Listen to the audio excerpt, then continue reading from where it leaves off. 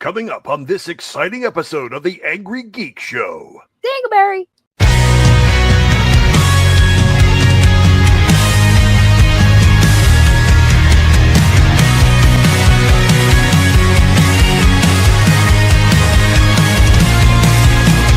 Comic books stacked, games on the screen, talking about the heroes and the ones in between. From Gotham to the stars, through the multiverse they go. It's nerd life loud on the Angry Geek Show. They're angry, they're geeky, they're breaking it down. From cosplay queens to legends in town. Grab your popcorn, let your fandom flow. It's time to tune in to the Angry Geek Show.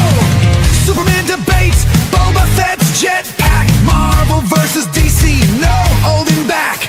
Con floor interviews, hot takes they throw. They'll nerd out with you on the Angry Geek Show. They're angry, they're geeky, they're breaking it down. Legends, creators, the best all around.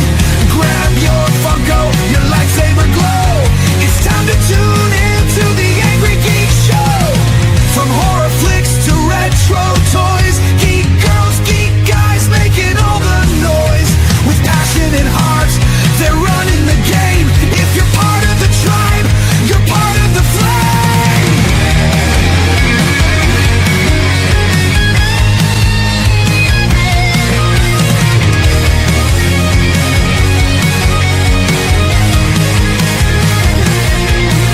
They're angry, they're geeky, they're breaking it down.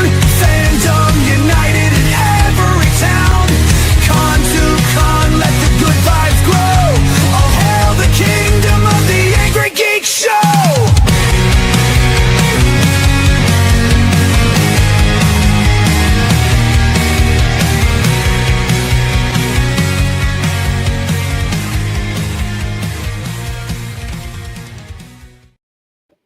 Hey everybody, welcome to Monday night. I am one cool devil, she is one hot angel. Hey, we had a busy weekend this weekend. I know you did. You were hanging out with Kenny Omega. You were hanging out with the cleaner. He was there. You didn't see him. You didn't get to meet him. You didn't get me an autograph. I am so upset. Nice hat, by the way. Nice hat. Did we plan this? I don't know what you're talking about. Neither do I. I don't know. Hey, we got comments coming in. We got two cool cats in the back talking about an awesome book we got coming on today. I mean, yes. Oh, my God. What is these comments coming in? Hello, hello, hello, hello, hello, hello. J-Bo McNeil coming in. Hey, brother, what's going on? Donald, what's going on? Hi, Donald. And, wow. Next week, we got a killer show coming on. We're going to talk it up. Mango was in the house. Hi, Mango. Uh-oh. Oh. Oh. Hi, Void.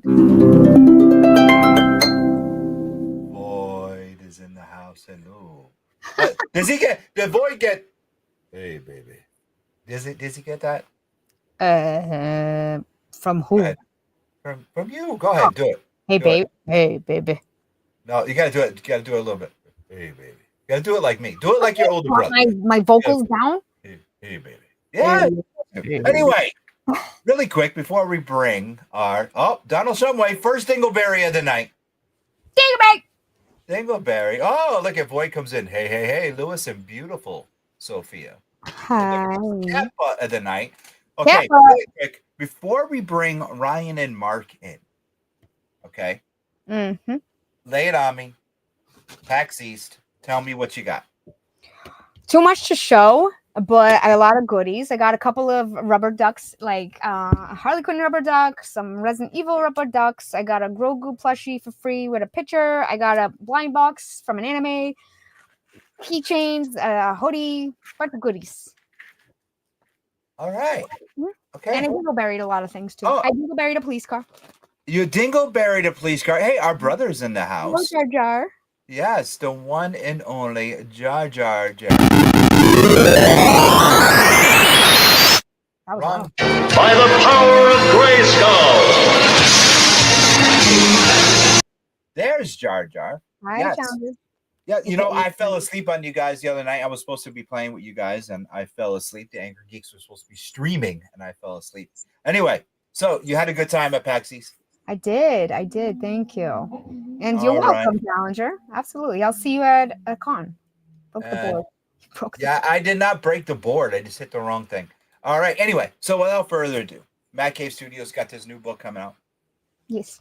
It is called The Vanishing Point. Okay. Moral dilemmas that define us. That's a tagline that I put into it.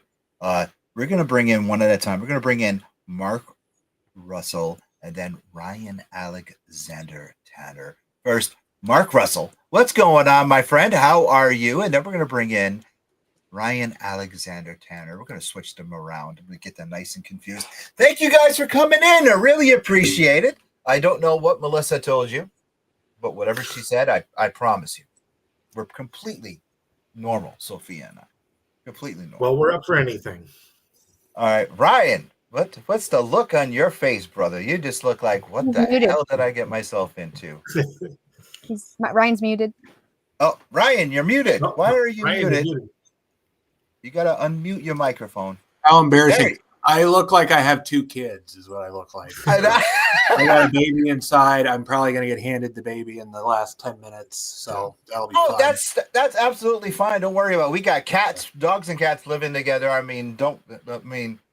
Welcome. Well, look at Guy. Welcome, Mark and Hi, Ryan. Guy. That's fine. Thank you. So, hey, whatever. Don't worry about it. Now, let's talk That's an interesting microphone. Is that a microphone? Thank you. You might also notice that Mark and I are actually the same person at different stages of life. Yeah, I'm like just before death. I wasn't going to say which is the young and the old, or pre or post seeing probably a traumatic obvious. event, perhaps. But yeah. All right. Well, Ryan, you do look a little like concerned. Like, what the hell have I gotten myself into tonight? Okay. I'm still So, distracted by that microphone. Oh, sorry. No, it's No, okay. I used to belong to Bing Crosby. actually, Sophia, we have one of those microphones here in the Geek Lair. Yes, I'm going Yeah. to croon to you later. So. Oh, actually, we're going to be announcing something later on about crooning. It has to do with our Patreon. So if you are a crooner, we could probably use your help. And Well, Jar Jar says the mic looks like the Death Star. does a little bit, yeah. All right, so let's talk about the book. Let's talk about, now we haven't read it. We weren't privy to that. But let's talk a little bit about Vanishing Point. It's kind of, from what I did get to read about it, it's a little bit like Love, Death, and Robots mixed with the Twilight Zone, mixed with a couple other anthology stuff. Am I correct on this, gentlemen? I would take all of that. Yeah, the way I'd like to define it, at least my part of it, is that it's like if they let me write the Twilight Zone, but it's like an existentialist Twilight Zone. It's more about, it's very twist heavy, but it's about like what it means to be a person, what it means to be like sort of a thinking human being who is being destroyed by technology. Oh, groovy. Ryan, what's your take on it? I mean, I've just been referring to it as Mark Russell's Twilight Zone, or Black Mirror if you're a newer person. But yeah, I mean, to me, it's just really interesting to see what he came up with, and then it's interpreted by a few different artists, which is fun. So Yeah, Ryan, the reason why the series came about is because I was such a huge admirer of Ryan's. Ryan did a graphic novel about Muhammad Ali, which is absolutely fantastic. If you haven't had a chance to read it, go check it out. But I thought he would be a great artist for doing a science fiction story, because he does a great job at sort of capturing sort of human attitudes or human, emotions. And I thought this is generally what's missing from sci-fi anthologies, is like the human element, about what it's doing to these people, not just the story and the big twist or, the cosmic issues, but what it means for individual people that are in the stories. And that's what I wanted the series to be about. So I really thought Ryan was the perfect artist to do that. Okay. Why do we choose a anthology? Why do we choose different stories? Why do we choose a Love, Death, and Robots Twilight Zone type of mode for this book? Well, a couple reasons. One, I've always just wanted to write one because I loved the Twilight Zone was like my favorite show as a kid, and I'm not that old. I watched it in reruns. I didn't watch it originally, but I loved Twilight Zone, one of my all-time faves. And also, just strategically, I always find one of the obstacles getting people into your series as a comic book is that if they haven't read issue number 1 or issue number 2, then they're probably not going to jump in at issue 3 or 4. Whereas if you write a series where every issue is its own self-contained story, there's no barrier. Anyone can jump in at any time. You could read them in any order you want. So I thought it would just be a much more reader-friendly experience if the issues could be read like that. I agree with you there, and I also like the fact of how the book was described to us, that the artists change, the artwork change every book as well. So it does give you that feeling of Love, Death, and Robots. It does give you that Tales from the Crypt. It does give you that Twilight Zone feel. So that is definitely a selling point for the book, and it does drive the what's the word I'm looking for? Sophia, what's the word I'm looking for? The people that like that genre to definitely hone in on that book and go after it.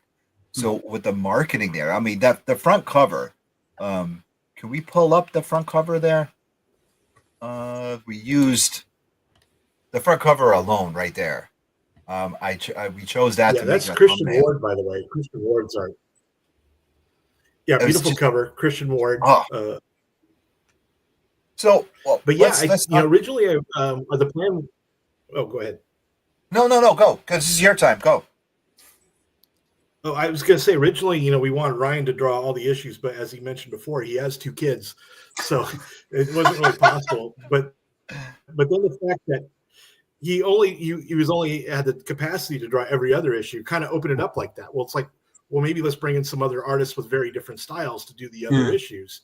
And you're right; it really took on this sort of Love, Death, and Robots sort of feeling based upon the fact that we, out of necessity, had to bring in other artists to sort of spell Ryan. Okay. Guy comes in. Sophia, you want me to read it, or you want to read it? I could read it. All right, go Guy ahead. says, I absolutely love The Twilight Zone, The Outer Limits, and Alfred Hitchcock. So I should definitely enjoy your book, right? Yes, I would say this is a non-money back guarantee, but you will enjoy it. I mean, I think too, like Mark's writing is very in tune with those influences, like I think it's very truly contemporary kind of take on, that's not a genre. It was although there's been, Twilight Zone's almost its own genre because there's been, like you named, these kind of successors of it. But I think and being able to tell the whole story in 20 pages, Mark, which is really hard. So, I think you really nailed it in that regard. All right. Jar Jar comes in with another comment. Sophia, you got it? Sure. Jar Jar says, very interesting Black Mirror analogy. What's the basis of one of your favorite stories? Well, I think my favorite one of the entire series is issue number 2, which Ryan draws. And the entire issue takes place in the context of what appears to be a Jetsons cartoon. I don't want to say too much because there is a twist and I don't want to give it away. But it looks and feels like a Jetsons cartoon that's a little off kilter. There's something not quite right in this Jetsons cartoon. But I think it's my favorite issue of the entire series, and it's number 2. Nice. I want to say too about that issue, Sidney, the colorist. I'm going to look up Sidney Davidson, because that was the last issue I drew, but it's the first issue that's running. And so I'd worked with Sidney on 2 issues already. And I was like, all right, this is totally different than what we were doing, but I really want to have these like matte painting backgrounds, and the characters will have line art and the backgrounds won't have any line art. I'll pencil it out for you. I'll send you a digital layer, and I need you to like paint it like it's a painting. And he nailed it, man. That was like the coolest art collaboration I've ever done, where it was like we hadn't met each other, we kind of got to know each other over correspondence, but just having a colorist period was kind of new for me, and that was cool and interesting collaboration. And then to really have this very specific view of this thing, and the way Sidney challenged himself and the way he delivered on that was like really a cool experience. All right. Question for Mark. Mark, how did you put your A team together for this? I mean, every story has a different artist. How did you choose what artist goes with story? Well, luckily I had a lot of help because, like I mentioned originally, the plan was for Ryan to do all the issues, and when he was only available to do half of them because of time demands, I turned to my editor, Mike Martz, and he started suggesting artists for the other issues. And he had already read. We had the advantage, like I'd written scripts early, so he'd already read them all. So he began proposing artists based upon the actual stories, like what the story is about. It's like, this story is set in outer space, so let's bring in some like really great cosmic art. And he just started sending me portfolios of different artists he thought would be good for that individual story. And so he really, I think, was the sort of the silent weapon of the series. He is the one who really sort of like was putting together the teams on all the other issues that Ryan's not drawing. All right, cool. Ryan, you said, okay, Sophia, you got that, or you want me to do it? I can read it. All right. Gaia asks, how do you balance scientific plausibility with imaginative storytelling? Oh, good question. I'm gonna jump in on this one. I'm sure you'll have something to say I too. don't really Mark, see them as being at odds. I think. Oh yeah, why don't you take this? Sorry, a little lag there.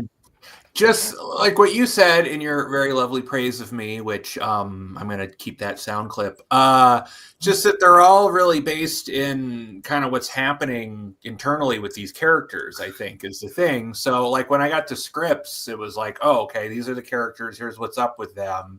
And that was always the basis to me, like really thinking about what's happening inside this person as this is happening. That's my take on it, making it plausible.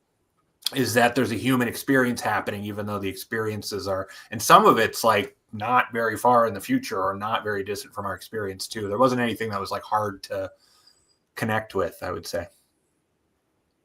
All right, Mark.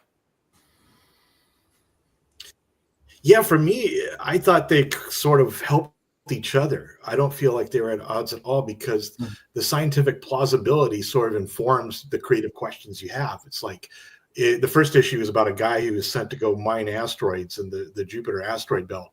But because of the distances involved, he's out there for 10 years. So it's like, yeah, this is the only job he's ever going to need to have, mining asteroids. But he's away from his wife. He's away from his kids for 10 years. He will not see his kids grow up. And not only that, but because of the scientific reality of communication, it takes about 30 minutes for communications to get from the Earth to his mining ship in the Jupiter asteroid belt. So you can't really have a conversation back and forth. And so that affects you. And so I feel like in a lot of ways, the scientific reality of what it would be like to be on a mission like that, not even outside the solar system, just about halfway through the solar system, what that would do to you, your life, what that would do to your ability to stay in touch with your loved ones. That was sort of what the story was about. Yeah, and Sophia, you mined asteroids for 10 years, didn't you? So it's a relatable experience. Yeah, she did. She travels the universe quite often, but she wears a tutu and a unicorn horn. I mean, if you read the bumper, Sophia is she's very adventurous. I mean, every week we tell about her exploits, in our bumper down here. So if you were to put together a strict A team, Mark, if you had no help, and I'm going to put you on the spot here, and so please feel free to drop names. If you had no help to put together an A team to build this book, obviously we're going to include Ryan. Who would your A team be? If you were going other than Ryan, go ahead. I would bring in Mike Allred to draw an issue, both because he's a friend of mine and also just because he's, I think, really great at making sort of cosmic weird imagery come to life, and probably get Jordi Belair on colors, and to me that would just be a dream team. Although I say that knowing that I'm probably creating marital friction because Mike always uses his wife Laura to do colors. No offense to Laura, it would be cool to see them team up sometime, but they almost always come as a team. Okay. Ryan, earlier you stated that you hardly ever use colorist. Who is your dream colorist to work with if you were to use a colorist? I don't know. I mean, I really came from nonfiction, and I've been doing a lot of nonfiction comics I've been in the New York Times and stuff. Like, this is my first genre comic. I read genre comics. I grew up on that stuff, and but I never thought about. I mean, I'm doing a pamphlet about the Kellogg Dam right now that's illustrated, and I'm going to color it myself. And I just do a lot of like environmental justice work. That's like comics to get middle schoolers to engage with, local issues and things like that. So usually I'm my own colorist. So I don't know if I have in my head like an ideal colorist. I can think of other artists I would like to see work on the series, but go ahead. Maybe. Oh, I would like Frank Quitely on anything ever, forever. Frank Quitely is someone that I'll buy it no matter who wrote it, So even if Mark Russell wrote it, I would buy a Frank Quitely. No, and his sense of scale and motion and the way he interprets. Well, now I know what it takes to get a sale in this business. You sell one copy. Yeah. That's what I am. All right, let's bring Sidney up Davidson. There's no better colorist than Sidney Davidson on this earth, so that's my answer. All right, so there is the link right there. Go to your local comic shop and ask for Vanishing Point, Mad Cave Studios. That is the actual link to the issues where you can get them online. Usually we save this question for the end of the show, but our fans are rabid. Ryan, you have a baby. The baby is probably going to come out, make an appearance on the show in a couple minutes, as we already were warned. Okay, possibly. Our fans are rabid. They love their crap signed. They love it autographed. If you guys aren't at a show and they want one of these issues autographed by you, Mark, by you, Ryan, by one of the other creators, how can they do that if they can't get to a show? Do you guys have a post office box that they can send it to? Do you have some limited editions off of the Mad Cave site that they can go and get the book signed? Let's get that question out of the way now because I know somebody's going to ask. Feel free to contact me through my website, markrussellbooks.com, or through my account on Blue Sky, and I'll make it happen. Okay. There you go. Yeah, Mark and I are both in Portland too, so it'd be pretty easy. We're always trying to find an excuse to meet at the Shake Shack. So sketching on some covers, twist my arm, If it'll get me a Shack burger, I'll sign as many as you want. All right, so here's another question that I was trying to avoid. Sophia, can you pull up the last comment from Guy and read it? This one. Yes. In which upcoming issues of sci-fi anthology series will Sophia make a cameo appearance? I think we could probably say that Sophia makes, I think we could pass you off as having made an appearance in the Jetsons issue. Okay. The quote-unquote Jetsons issue. Issue number 2. If you look for her, she's there. It's already done, I thought. How is that possible? It's already done. Wow. Magic of time travel. There are actually some pretty funny Easter egg cameos in my issues. Like I don't want to say who, I mean, not like famous people you'll recognize, but people I know. When I have to have, secondary, tertiary characters, I often will just make it someone I know. So there are some people I know in these comics, but yeah, just met you, Sophia. You were mining in space when I was drawing these issues. So. All right, Okay, so cool. Speaking of that, Mark, when you come up with a character's name, when you're designing a character, you're writing the character, where do your influences come? Is it from Ryan? You're like, you know what? This guy reminds me of Ryan. I'm going to write Ryan into this. This reminds me of my brother-in-law, John, my partner's second cousin's twice removed sister, Sam. how do you develop a character? Do you develop them on if your pet was human? How do you, as a writer, develop a character? Well, it kind of depends on what the character is. If the character is like just some everyman that I want everybody to be able to sort of relate to, I try to use as little inspiration as possible. In fact, I usually try to give them a name like Dave or Bob or Cindy or something to make them feel almost like they're in the witness protection program, because I want people to see themselves in that character. But if it's the story is about this character because they're sort of unusual or bizarre, then I know a rich tapestry of weirdos, and I often go to the well, like based on people I know, people I have known, people I went to school with, and then just amp up their personality by maybe 10%. Okay. Ryan, when it comes to character development, when you're getting a description of a character, how often do you nail it right away? And how often do you say, I have to go back and change it? After that, Sophia, can you pull up Guy's comment? Yeah. I feel like it develops kind of over the course of the first few pages, like early sketches I do, and they never quite nail it. And then on the page over the first few pages, I had a really good time too on this.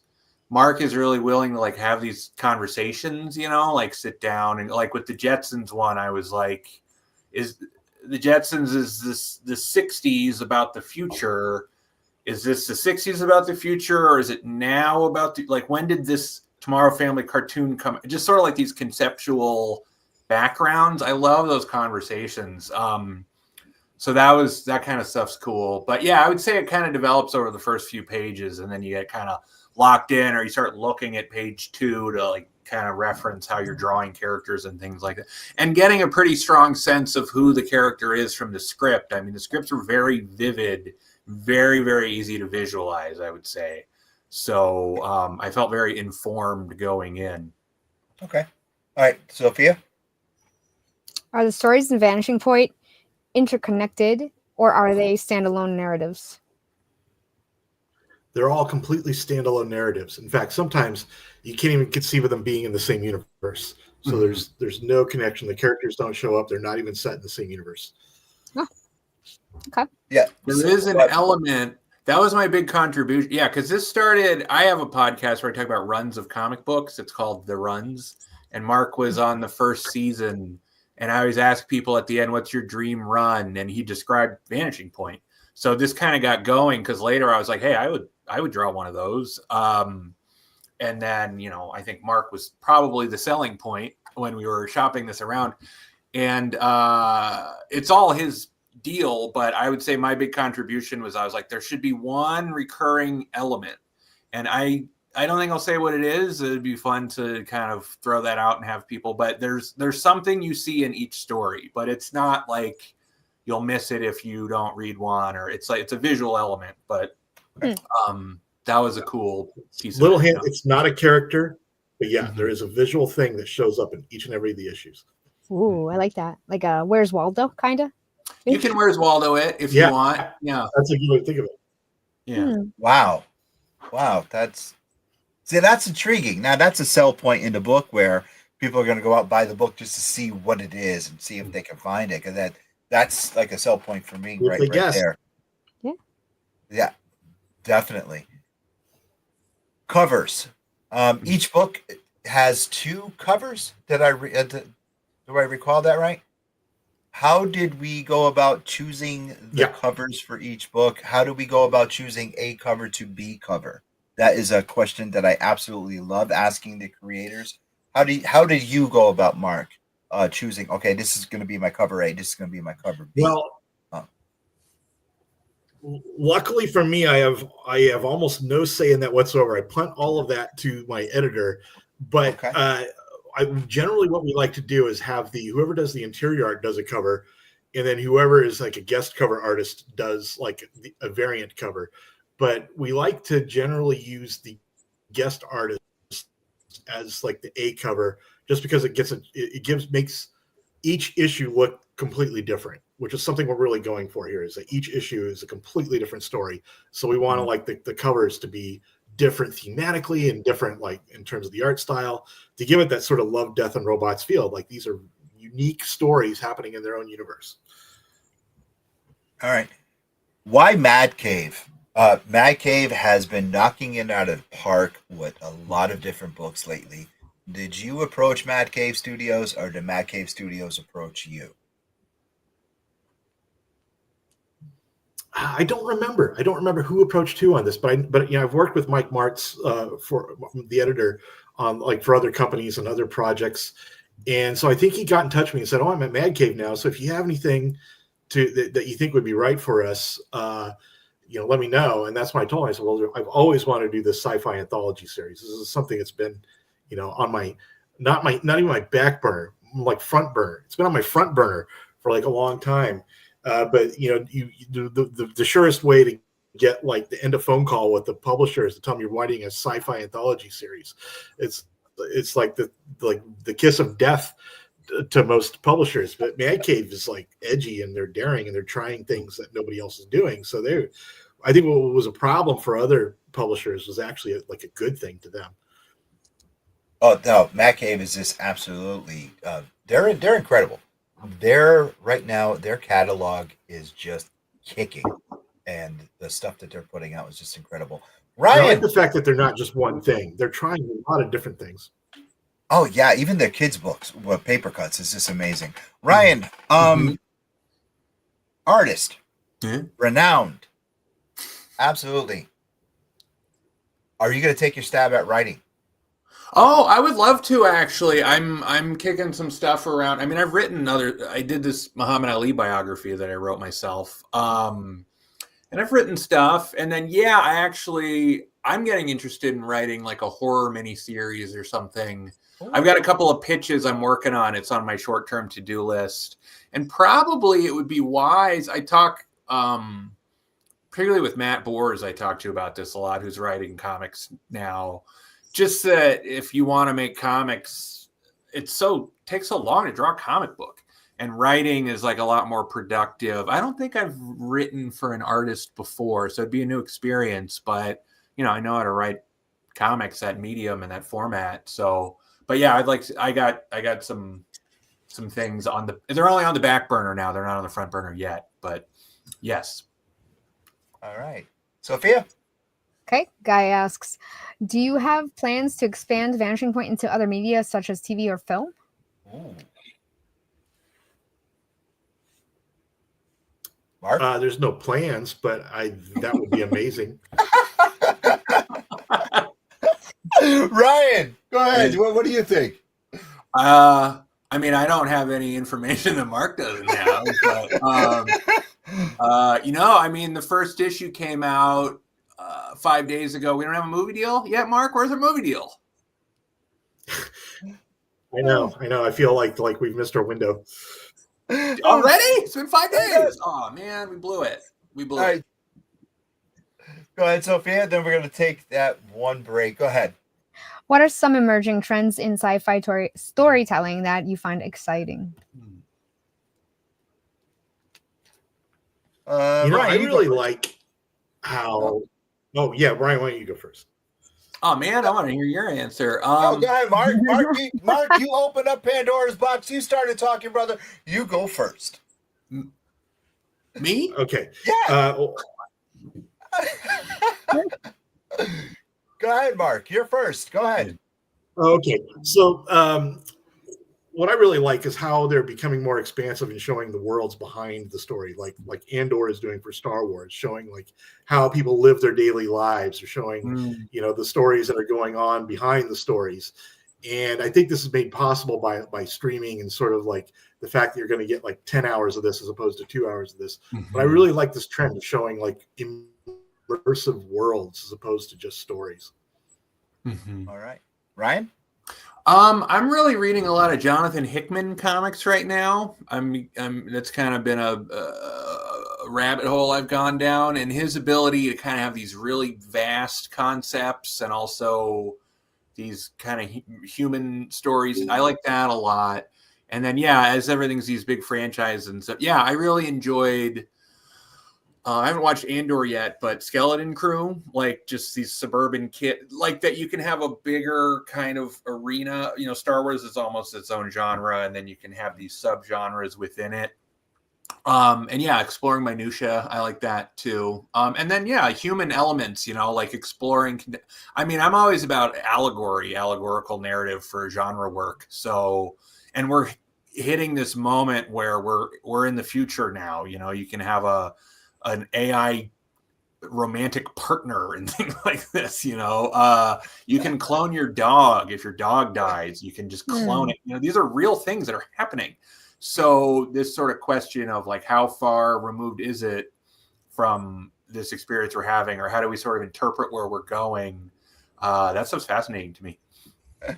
All right. Hey, it's 1:30. We're a little bit late, but it's time for CH Square Collectibles. 121 Jewett City in the Slater Hill Mall. CH Square Collectibles. We're not going to do a Pokemon break because we haven't had any Pokemon cards, but it is time for... Turn it up! It's now time for Quiz with Quinzel. And Quiz with Quinzel is with Sophia. All right. I'm going to ask a question. You have to answer correctly. Ready? Yep. Just don't embarrass us. Okay. Who said this? Who knows that what evil lurks in the hearts of men? Oh my God. Child. Please. Wait, who are you quizzing? All three of us. She's quizzing the entire world. It's the Shadow. We all know. Of course, it's the Shadow. We all know that. It was Alec Baldwin. Yeah, well, in the movie, yeah, but time and time again, child, you embarrass us. I didn't know. Well, ladies and gentlemen, the Chrissy Snow of my life, right there, and every week you embarrass us with these easiest questions in the world. Why is it embarrassing? Who complains that it's too easy? Who am I dingleberrying? Well, let's see. Oh, of course. The Sophia fans come through with all kinds of stuff. Excellent question, Sophia. Yeah, no, it's not. You guys, you just baby Sophia all the time, and no, don't baby Sophia. No, Dingleberry. Gentlemen, was that an easy question? Mark, don't ignore me. Was that an easy question? Yes, it was. Yeah. Yes, it was. Ryan? I feel like I felt like it was an whole easy question, dynamics but here. I'm here to promote a comic book, and you two got to work this out. Maybe after we leave. I don't know what's going on. Okay, well, let's see. $4.99, Mad Cave Studios, issue number 2, June 18th. Very good reviews so far. Oh, all right, so Ryan, you're not helping me, my friend. Ryan, your camera's like starting to. Ryan's getting up. Okay, and a guy says actor Frank Radek said it. Okay, and so Bob Trapp says, Thank Sophia, you, Bob. I got your back. Thank you. Okay, and yes, once again, there you go. This is what our fans do for you guys. Go to your local comic shop and ask for Vanishing Point. So, right there. Mark, what are you reading today? I am reading Jason Aaron's war comic, The Other Side, and I'm loving it. I'm reading it because I am writing a war comic. I actually just finished writing a war comic myself for Mad Cave, and also just because I ran into him at the Calgary Fan Expo, and he had a copy there, and it just looked amazing, so I picked one up.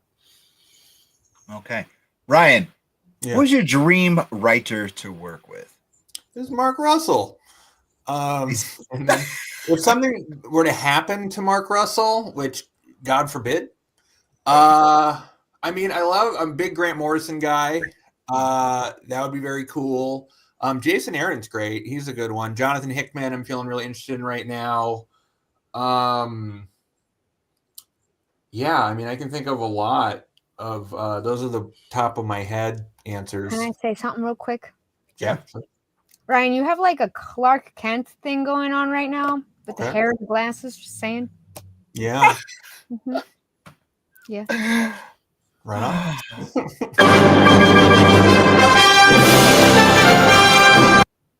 Yeah. I went to a plaid pantry one time. This was 20 years ago, but the guy at the counter he's on something, but he was like, do people ever come up to you say, come and save me? He was like, Superman, man. What you do? That's You the took first your time. glasses off, and I'm like, holy crap, Clark Kent. Mhm. Okay, I'll take it. That's a compliment. All right, Sophia, guy comes up with another. What role does humor or satire play in your stories, if any?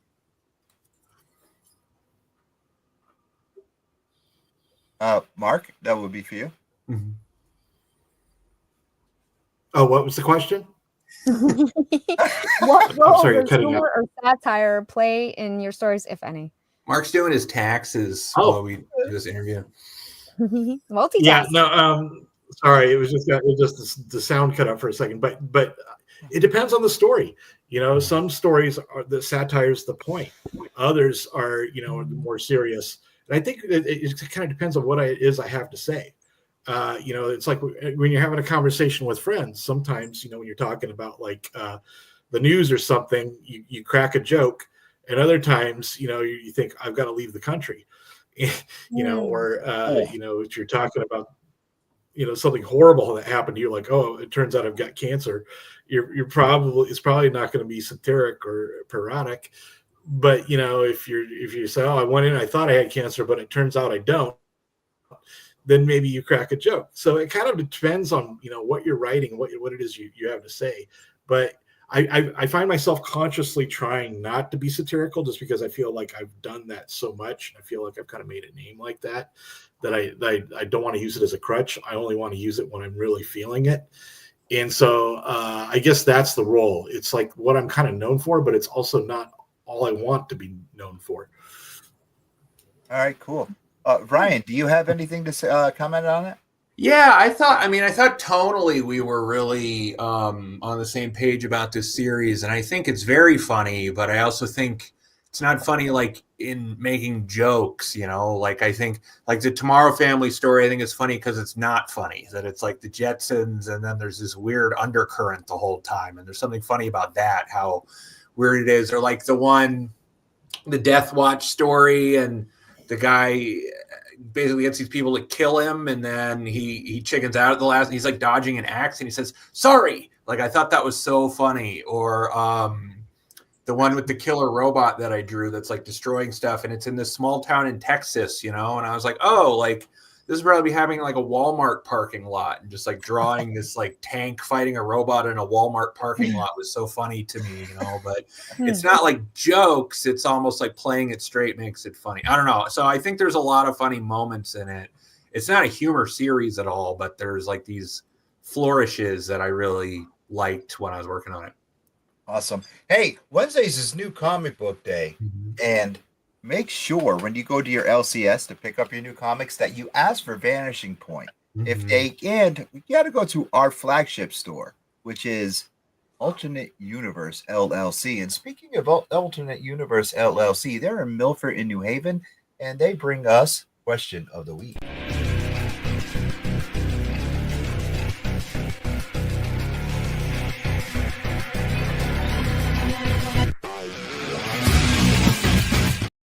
Hey, once again, Question of the Week is brought to us by Alternate Universe LLC. Hey, guys, just contact Eric. If you don't have an LCS in your hometown and you want to collect comics and you're tired of doing all kinds of stuff and just going elsewhere, contact Eric. Get him through Facebook. He is an admin of the Angry Geeks Facebook page.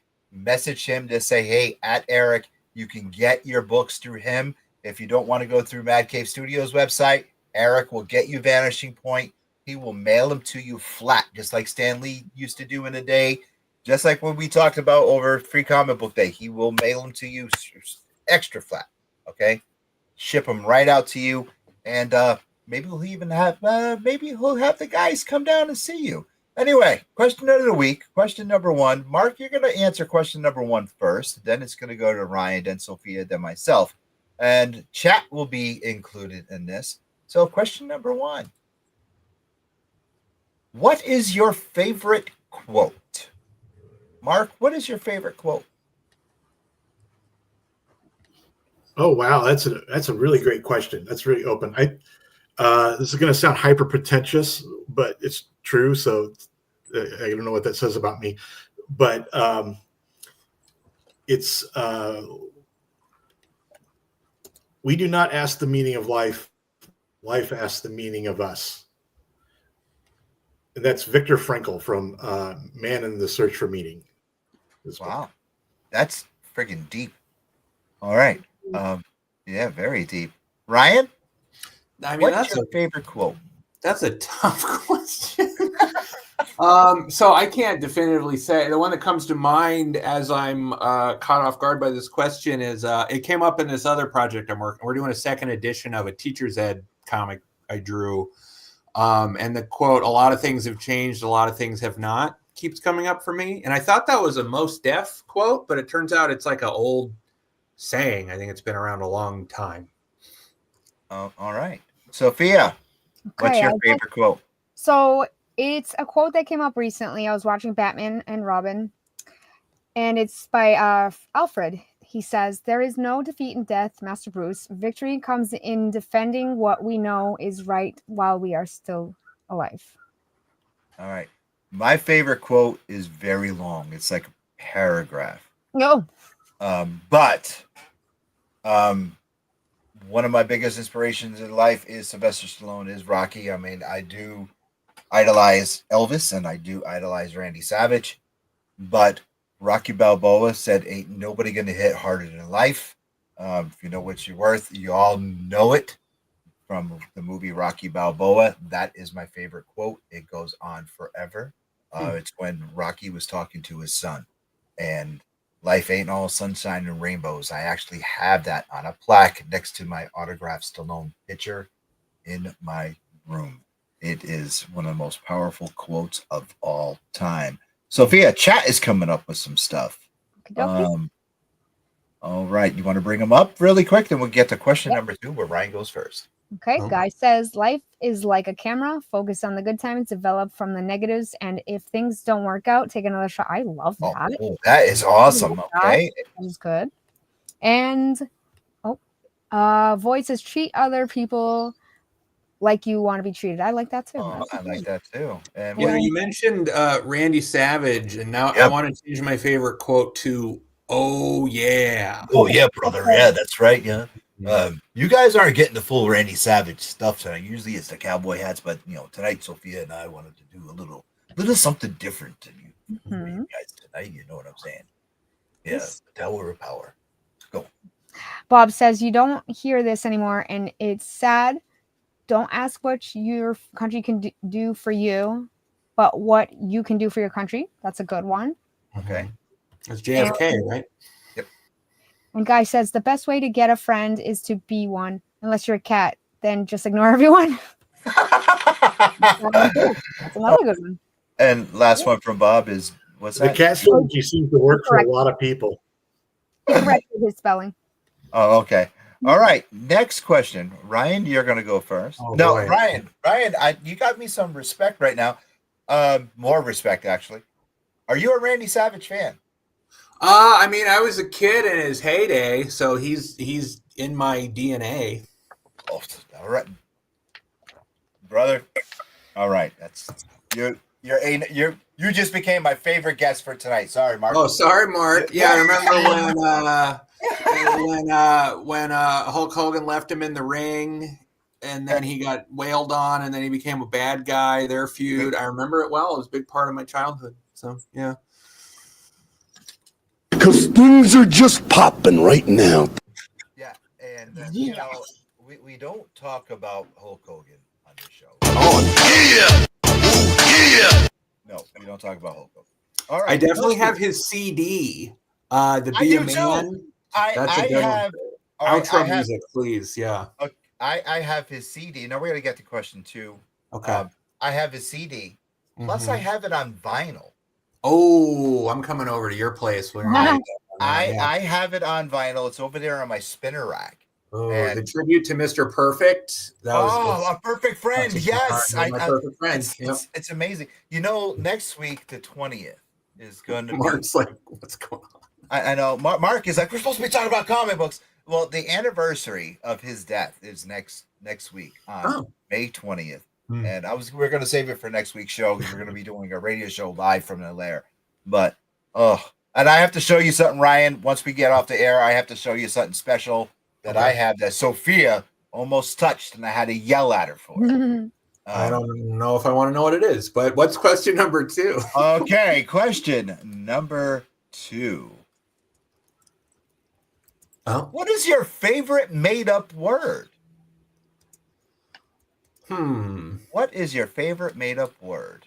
Off the top of my head, again, I feel like you two knew these questions ahead of time, and you get to answer them, and we're just having them. We don't. Okay. No. Well, I was also very much grew up with The Simpsons, so they have a lot of good ones. Like cromulent was a good one, or snuh, saying snuh as a way of avoiding so something like that. Some Simpsons made up word from the early Simpsons when it was a great show.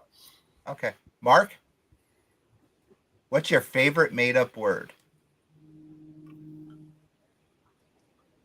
I'm going to go back to The Simpsons myself and go with embiggen. Yeah. Like a noble spirit embiggens us all on the founding statue of the founder, Jedediah Springfield. Embiggens. I love that word. It sounds like it should exist. Sophia, choice, Mark. Sophia, bring up chat. You don't want my answer? Yes, I know what your answer is going to be, but go ahead. What's your answer? What, mine first? Yes. What's yours? My favorite made-up word is Denmarkian. I have no doubt that Denmarkian would be your favorite. No doubt whatsoever. I don't know what you're talking about. No. God love you, little girl. God love you. Guy says dingle hopper. Dingle hopper? Dingle hopper. I'm gonna say what? Geez. I'm gonna say video scope by another Randy Savage quote. They're looking through the video scope. Yeah, I say that quite often. So definitely is one of my favorite words right there. Cool. Video scope. So, gentlemen, we are rounding out the hour. Mark, when the book makes its debut, where are you going to be? Well, the book's already came out. It came out like a few days ago, well, at least the first issue. But the big sort of, I think, the big sort of release will be when Ryan and I are in San Diego in July at the San Diego Comic-Con, celebrating the release of issue number 2 and telling the world about the joy that is Vanishing Point. Okay, so you guys are both going to be there. Yeah, that's when we're going to get our movie deal. We didn't miss our. That's where you That's do the it. idea. Yeah. Okay, so you're going to have stand outside Hall H. Yeah, we'll just stand outside. It'll work out. As he comes out. All right, so here's the big question for you. How many copies are you going to have in San Diego in July of this book? I imagine probably a couple hundred, however many Mad Cave brings. Okay. Now, you're going to have them pre-signed already, or are you going to be signing them as they go? Yep. We'll sign them live on site. Oh, it's live on site. Okay. So you not only get a signed copy, you get a chat to these two chums. You get to look into our eyes while we sign it. And hopefully we will hypnotize you. We'll hypnotize you. You get a free hypnosis with each sign. What? Keith Russell. Hey, are you guys related, Mark? I was going to ask you that. I knew Keith Russell, or the one and only Jacob Marley. He wants to know what I don't know. There's a lot of us out there. Wants to know, what are you guys wearing on your heads? Hats. Hats. Yeah, hats. Here. Jake. Hats, heads, yes. And Bob Trapp. What does Bob say? This feel reminds you of the Sergeant Pepper Band. Oh. All right. All right. That's pretty cool. Denmark doodlebug. That's an interesting word. And very interesting word. All right. Let me ask you guys a question. When the book did get released, what was going through both of your minds?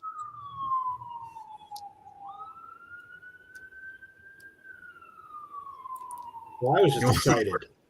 This was like the end of a long sort of dream I had of writing the series, and also just I know what's coming down the pike, so I felt like people will not be disappointed, and that this is just the first.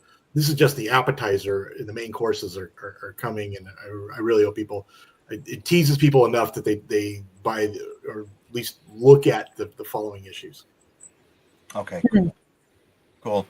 All right, gentlemen, thank you so much for being on the Angry Geeks. I want to remind everyone really quick, next Monday night, live here in the Geek Lair, we will be recording from 93.9 The River, Nighttime Will and Steve Sanderson. We will be recording a crossover episode of Nerd Wars right here in the lair. We'll be live streaming.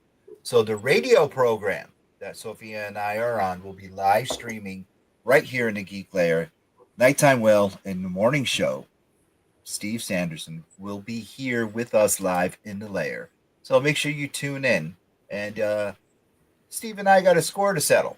We're going to be talking a little bit about why I don't like Rogue One and why he did. And we'll be talking about that next week live. So if you're out and about Western Massachusetts, no, we won't be on the radio. We're going to be live streaming. Then that episode will be on the radio after that. So make sure you tune in. Guy says, thank you, Mark and Ryan, for joining us. I really appreciate engaging insightful conversation with you both. Ryan, please tell everyone where they can find you on the socials. Oh yeah, my name is too long, so I use Oh Yes Very Nice, OHYESVERYNICE for all the I'm on Blue Sky and Instagram. I'm more of a lurker than a poster, but you can get in touch with me if you want those exclusive signed copies, or Definitely. All right, Mark, please tell everyone where they can find you. I mentioned my website, markrussellbooks.com, also on Instagram and Blue Sky. And my handle is Manruss, MANRUSS, like a man who is also a walrus. Manruss. Sophia, please tell everyone they can find you and us. Okay, you can find me at Sophia Cormier on Facebook, Instagram, TikTok, Twitter, Twitch, YouTube, Blue Sky, and then you can find us on all the same platforms and the ANGRYGEEKSSHOW.com. Hey, and once again, I would like to thank our sponsor, CA Square Collectibles, 121 Jewett City in Jewett City. And I would like to thank Alternate Universe LLC, Milford and New Haven, Alternate Reality Entertainment. That Rhode Island Anime Con is coming up. Sophia and I are going to be doing the walk, doing the talk. We're going to be on the stage, moderating panels. Sophia's going to have the first panel, from what I understand. The little bird, she's going to up and fly away. She's going to be, oh my God. Be elated. Yes, I'm so happy that she's going to be on the stage. Hopefully she doesn't mess up. I'm going to curse her. No, I'm not. I'm going to be right there in the front row, getting ready to catch the little bird as she flies. We're going to be having so much fun at Rhode Island Anime Con. Just doing the thing, letting our sparkle shine everywhere. Once again, thank Ryan. Thank you, Mark. Buy the book, okay? Vanishing Point. Go to your LLC. There is get that out of there. Oh, yes, there you go. Looking forward to the show on that May 19th. Yeah. Go back to Mad Cave Studio. Get the book. If your LLC doesn't have it, tell them you want it. We are the Angry Geeks. Here's our link tree. Oh, I don't think they can scan that. Oh, here is Sophia's. Go there. And we will see you guys next week. Guys, hang out for a second.